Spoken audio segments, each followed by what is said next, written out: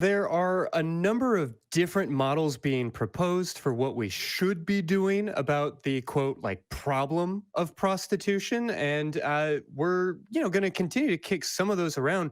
But at least one idea that seems to be gaining traction, at least if the Fox News article that I have linked in the show notes is to be believed, is for local municipalities and counties to basically just selectively enforce anti prostitution laws. And Johnny, I know you've said before on the show that that can be a really slippery slope, but I was hoping you could sort of walk us through some of the concerns around that idea that maybe is catching on. What I've seen in the research that I did was that you have examples of um, many sex workers have reported that they have been propositioned by police officers, as in, if you give me this sexual favor, I won't report you for selling sex or sexual favors of some kind. And I guess where I'm coming at with that is the police are charged with enforcing the law. The police are supposed to follow the guidance given to them by the legislatures of their communities and the executive branch, administrative regulations, whatever it might be. It is not up to the patrol person, the street cop, to say, I'm gonna enforce this with regard to person X, but not person Y. This speaks back to Arden's comment about how um, prosecutions overwhelmingly are taken against people of color. And I just don't think that giving cops that discretion is going to result in more fairness. I would rather they act like martinets and just enforce it equally across the board. I don't want police chiefs to do it either.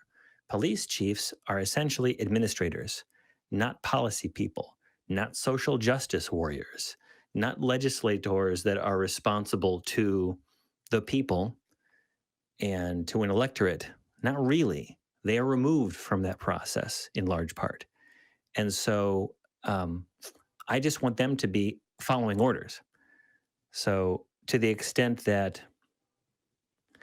police departments are choosing not to enforce laws, I'm going to be against it because today's I'm not going to enforce the law because I don't think it's right to oppress this group of people can be tomorrow's, you know what else?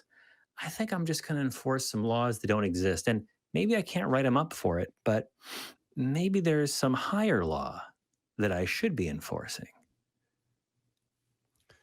I definitely hear the concern. I'm curious as we have this patchwork system if this isn't expedient on the way towards something a little bit more reliable. But I definitely hear the Mm, worries about where this could all lead. mhm. I wanted to make sure to also just briefly cover the Nordic model, but before we jump into that, Arden, did you have something you wanted to add here? Uh, Not particularly. I mean, I Sure. definitely agree that I think I do have fears about selective enforcement of laws. And I think that considering how fraught the relationship already is between sex workers and police for reasons that I think Johnny pointed out, and I think as we've seen in America, we have some significant issues with the culture of law enforcement officers. Uh, I do think I would rather see consistency than some of these approaches, but I don't know. I'm not a all-knowing person to know what would be the most effective. Yeah. Yeah. Well, as we're sort of building this hypothetical like patchwork system or trying to wrap our heads around what currently exists, we at least briefly mentioned the term. But can y'all walk the audience through the rationale behind the Nordic model and what that idea really means? Yeah, I mean, sure. Uh, so my understanding of the Nordic model is that it was an approach where the sex worker, the seller, would not be criminalized, but the purchaser would be criminalized. And this was more or less a goal that would reduce overall sex work because there was no incentive for buyers to go, which would kind of like choke out the market. But it seems and protect sex workers in the meantime while like a transition to like a, I don't know, a society without that, presumably, uh, would take place. But it seems to be that this is kind of resulted in more or less of the same as criminalization of people not being able to talk to law enforcement officers when things go poorly, what engagements they do have going even more poorly, leading to violence, kind of in the vein of Johnny mentioned, of maybe being propositioned by a law enforcement officer themselves. So it's a muddy situation, and it doesn't seem to be effective in from what I've seen. Yeah. So ultimately, with all of these things on the table, would either of y'all be willing to sort of put forth your, sex positive utopia idea of what could work or what sex for sale should look like in any sort of rational country? What do y'all think fantasizing here? Okay, I'll fantasize right now. The only people who get into sex work are people who just love fucking, and that there are opportunities available to anyone who wants to do anything else, and that no one feels they have to do it. Or maybe they do it as a part time job just for fun.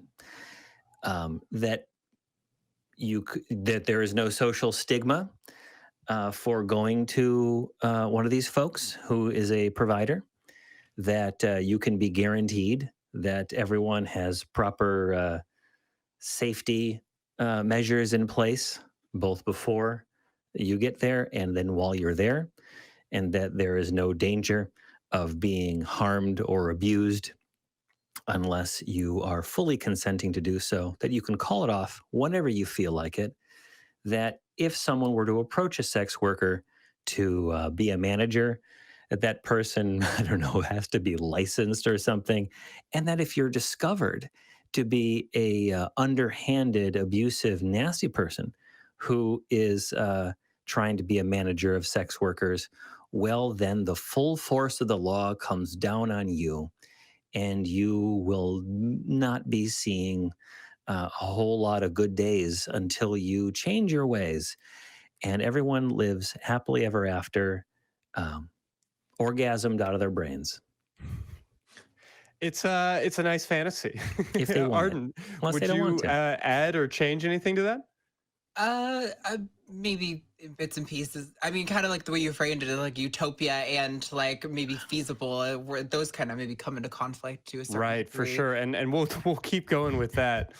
Yeah, like I definitely agree that I would love for all exchanges of sex work to be you know legal and permissible, and everyone's going to be enthusiastically consenting, and everyone wants to be there, and anyone who takes advantage of anyone else will be met with the appropriate repercussions. I I mean, I'm a humanist. I want to see reduction of harm to people, and I want to Mhm. see them grow and flourish and be able to be happy and have good experiences that aren't harming other people.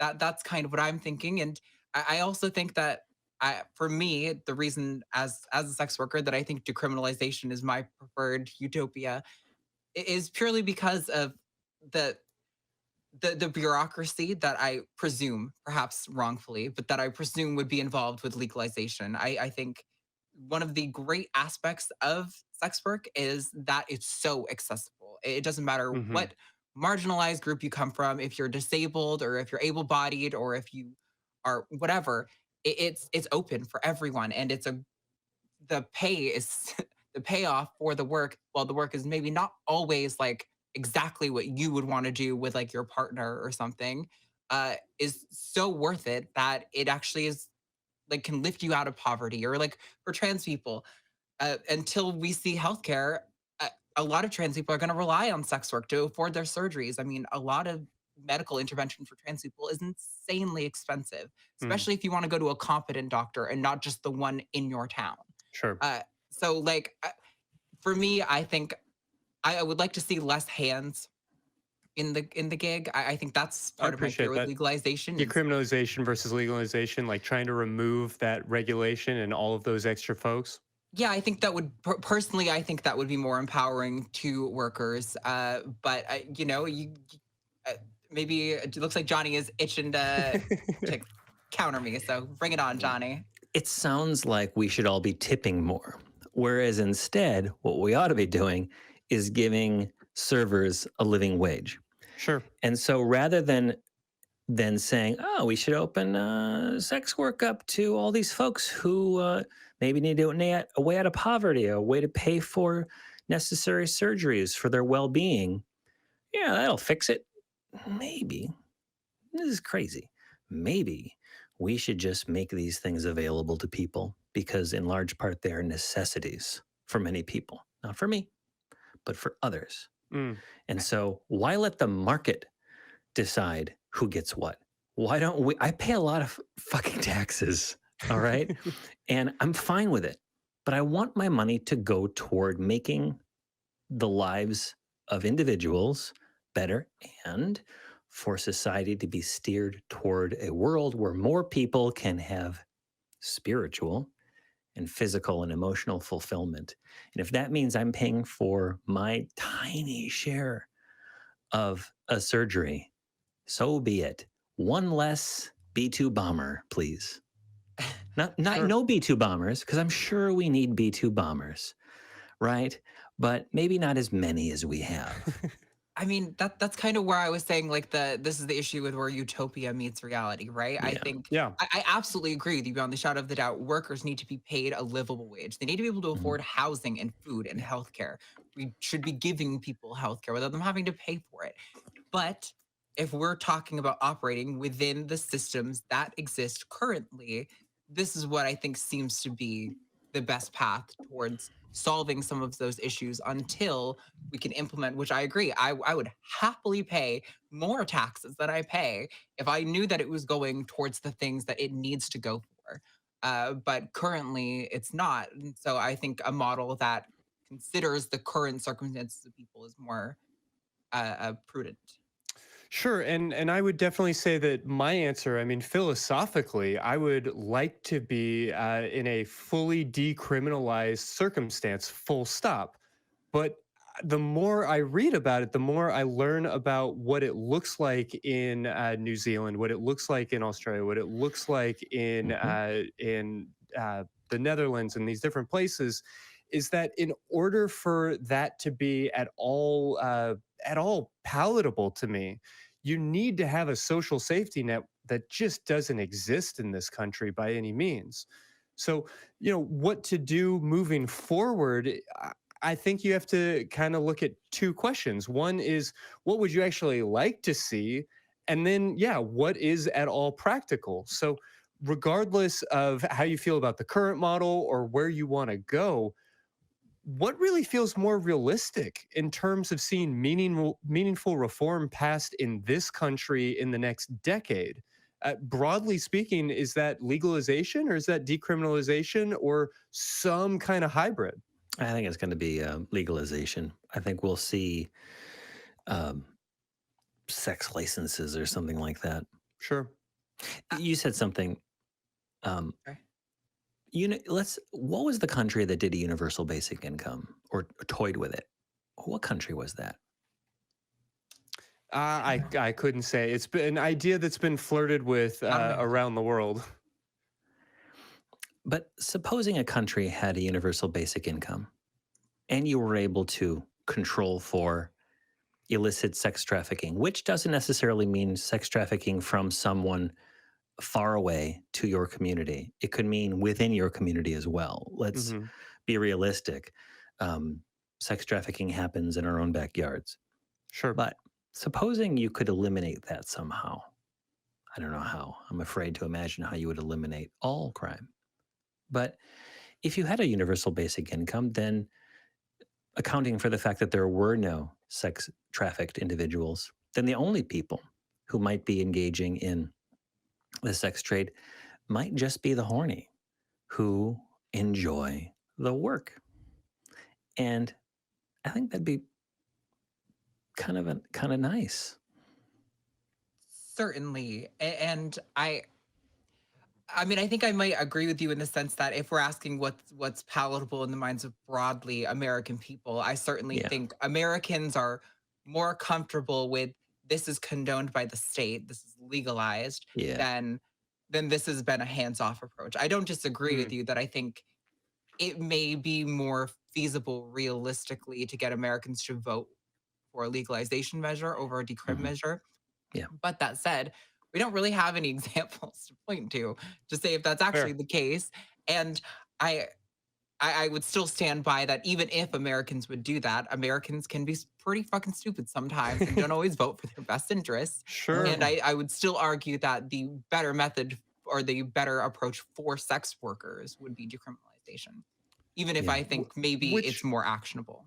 Which, together. and I could be wrong here, but it would seem that decriminalization, while perhaps less palatable to the American public if it were, say, put on a ballot measure, might be easier to pursue legally than a legalization structure that then has to figure out, Right. okay, so how are we taxing this? Who's managing it? Mhm. Uh, so is there anything then that we can learn from the kind of currently like stymied efforts to legalize marijuana? Well, from the stymied efforts to legalize marijuana, those states who have done so have, I believe, enjoyed a windfall of tax revenue because businesses get involved in it, but not without consequences. Mm-hmm. I had some friends who were drug treatment counselors. They would never do any drugs because they could not do drugs, but they would get fucked up beyond all recognition on alcohol because they could do that. Nevertheless, they told me about the state of driving under the influence of marijuana problems in Colorado, that there was no reliable test for marijuana for being high, Mm-hmm. measuring it to see if somebody were There's not actually a using meth. breathalyzer type mechanism for really getting like an No, actionable number to not put a yet. lot to. Yeah, not yet. And as a result, there were increases. And of course, the chat and I could look this up to see that there was an increase in unsafe driving that, although some people think that's cool, results in death and disfigurement, and innocent people are harmed. I wonder if there's a parallel there, that while the state raked it in on revenue, we may also see irresponsible or law skirting individuals who would try to get their share of the bucks and cut all the corners to do so. Because, shoot, you get a regulation, then you find an attorney who can find a way around it, Mm, and then there are victims. But like we said before, they're already victims. So, what's the best way of minimizing the victims? I don't know. sure.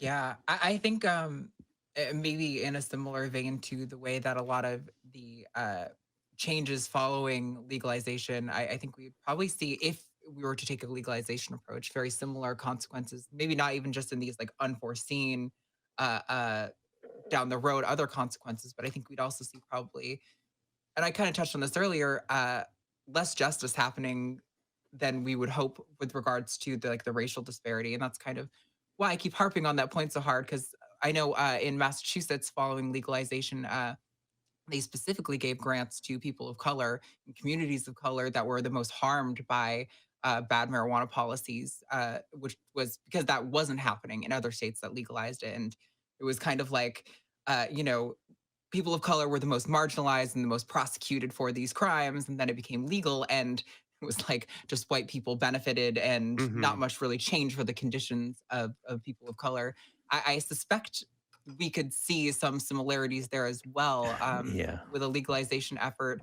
And I would say that I know I touched on it earlier, but the ballot measure in Oregon specifically has provisions to, again, meet every 2 years to review this stuff and to say, like, hey, how did we do? Did we live up to our expectations? Did we actually reduce harm? Was the funds that were reallocated spent well? Yeah. So I mean, we do have to, again, try something because, as we've said many times, it's not working as it is right now. It's not Yeah. working.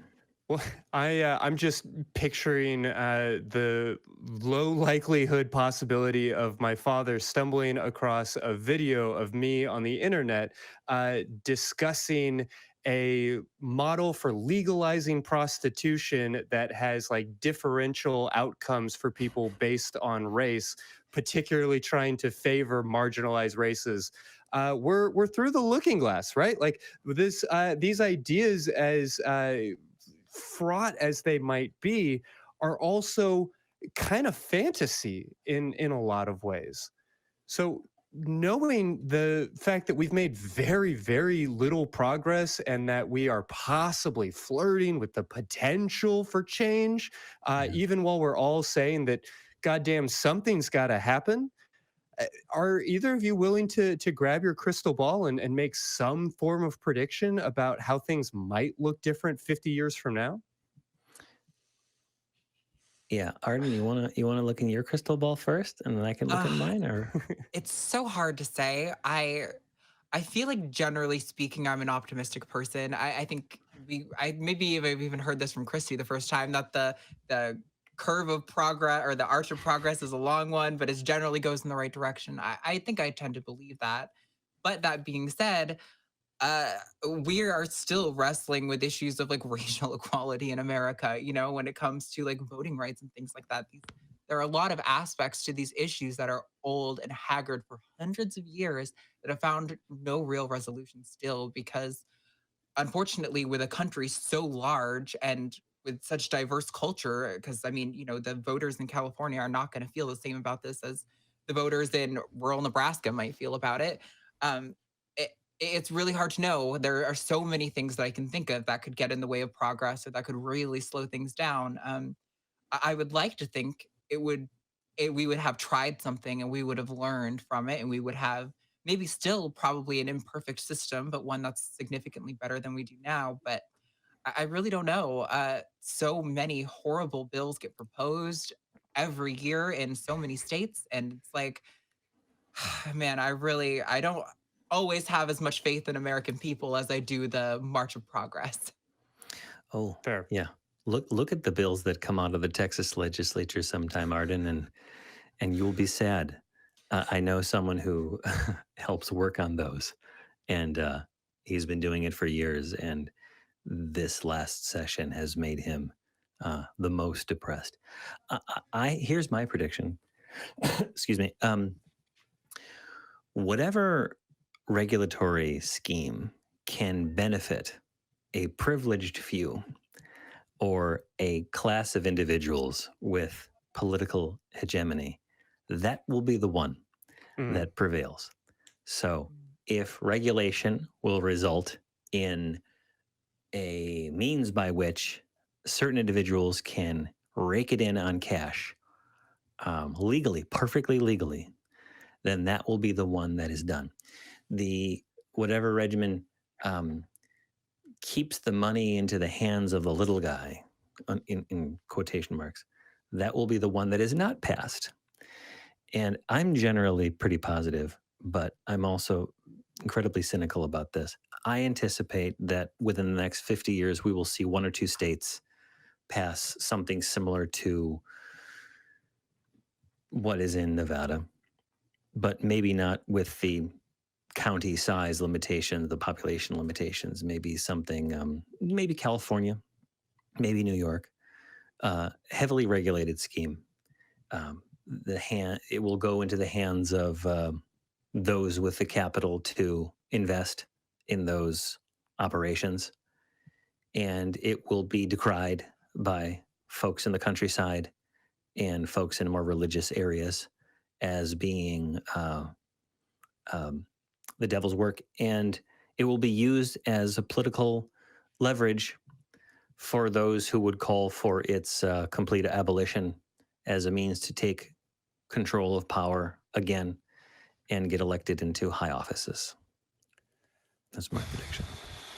Bleak. And I hear it. I think if we did this episode of the show, 3 years ago, I probably would have said something about how OnlyFans is making sex work much more like common or palatable. You know, when you find out that your sister-in-law or that your coworker is working in the sexuality sphere, and you're not picturing them in a like a smoky strip club, that's going to naturally change our relationship with it, and that's going to impact voters. And then point to things like the conversations that we're having about gender and about orientation and some of the like meaningful advances in the sex positivity of our nation. And I'd really like to get all excited and humanistic about it, but I just don't know that I can right now. The backlash in the culture war is incredibly upsetting, and it's hard to know what will happen. But I think I really share the skepticism that both of you are expressing here. So ultimately, my question becomes, what do we do about it? Not what should our government decide to be working on, but for regular people watching this right now, what insignificant or perhaps even significant steps could we possibly be taking to create a nation that has at least a vaguely, slightly healthier relationship with the commerce of sexuality? I'll go first this time. Yeah. Um, uh, break the back of religious control over our society. Continue to teach people skepticism and tolerance, except for intolerance. Don't teach tolerance for intolerance, because that's a fake uh, dichotomy. Um, don't shame people for exploring their own personal sexuality, and don't blame people for what they're trying to do with their lives. But recognize that everyone has their own personal journey, and it's not always sunshine and roses. Sometimes it can be bleak, but don't assume also that your way is the only way. And so I think stop being shitty, be more supportive and loving and available to help people. And over time, perhaps the world will change for the better. Mm. Yeah, I mean, I agree with a lot of that. I think, it's going to require people to be more comfortable with sexuality, generally speaking, for them to be comfortable with the commerce of sexuality. I think we need to separate sexuality from being this super intense, magical, unique thing that, if you the word virginity is like sacred and it's something to be concerned about if you haven't lost it yet. I think those are some of the things that cause people to not have a great relationship with sexuality and probably therefore with the commerce of sexuality. I think people need to be comfortable with the idea that humans have been fucking for a long time. We like to do it, generally speaking, and people should be allowed to engage in that to what extent they do or don't want to. And that shouldn't impact how you view a person's quality. I think things like I know for a lot of women feel that if they aren't sexualized, that their value is less than, and like Sure. those things need to stop. I think the value of someone's character is far more important than how little or how significantly they engage in open sexuality. Um, but yeah, I think it's going to take some broad cultural shifts, and that's not easy to do. That takes a lot of time. I do think sometimes state body enforcement of things can help nudge society in the right direction. Mm. Uh, but I do think it's going to start with people talking to each other. So, Hmm. Yeah. Well, and this might be something of a cheerful nihilism type thought, but even as we are acknowledging and really worrying about, I don't want to make a comment or joke about like wringing our hands, because sincerely, we're talking about meaningful, terrible issues that exist now and could be amplified or made worse by these things. We're talking about sexual slavery. We're talking about people being assaulted in terrible and despicable ways, people being intimidated by the police and by other aspects of their government. But I suppose in the wake of all of that, I want to at least point out that these are definitely issues that exist right now. You know, they're not necessarily something that are exclusive to the sex sphere or issues that are going to explode or disappear with any of the legislation that we're discussing here. These are very real problems that are currently existing. And I would like to think that as we become more willing to dive into this data, more willing to engage in these discussions, that we can bring some of that out into the light and put a little bit of focus and attention on it, naturally on our way to making some sort of meaningful change, where regardless of what that change ends up looking like, whether we're leaning into decriminalization or legalization or any of these other ideas.